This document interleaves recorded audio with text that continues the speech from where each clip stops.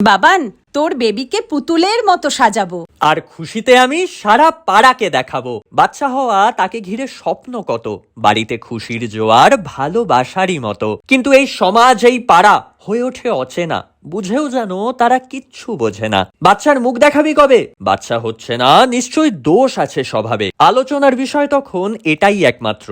পবিত্র সুন্দর অনুভূতি হচ্ছে টুকরো টুকরো। সমাজের চাপে, কাছের মানুষের দৃষ্টিতে পাপী সেই দুটো প্রাণ পারছে না যারা জন্ম দিতে। হতেই পারে প্রেগনেন্সিতে সমস্যা, তাই বলে কেড়ো না আশা, নাই বা দিলে ভালোবাসা। বারবার এক প্রশ্ন নাজেহাল করা তাদের, সরে যাচ্ছে তারা নিশ্চুপে, গুটিয়ে নিচ্ছে নিজেদের। ডিপ্রেশনে যাচ্ছে, দূরত্ব যাচ্ছে বেড়ে। বাচ্চা আনাটা যেন পরীক্ষা, যাতে ফেইল করছে বারে বারে। হরমোনাল চেঞ্জেস বেড়ে যাচ্ছে আরো, চেষ্টা করলেও কি বাচ্চা হবে এবারও? কি করে হবে? মানসিক শান্তি নিলে কেড়ে, ভিতরের ক্ষয়ক্ষতি যাচ্ছে আরো বেড়ে। এভাবে হেনস্থা করো না আর কাউকে, তারাও যে ক্লান্ত ভিতর থেকে। জানি জানি বাচ্চা হলে তোমাদের ভরবে মন, কিন্তু যাকে দোষী করছো সেও যে তোমার আপনজন। দাও সময়, দাও একটু ভরসা, ফুলটাকে ফুটতে দাও, দাও এক শর্তহীন ভালোবাসা।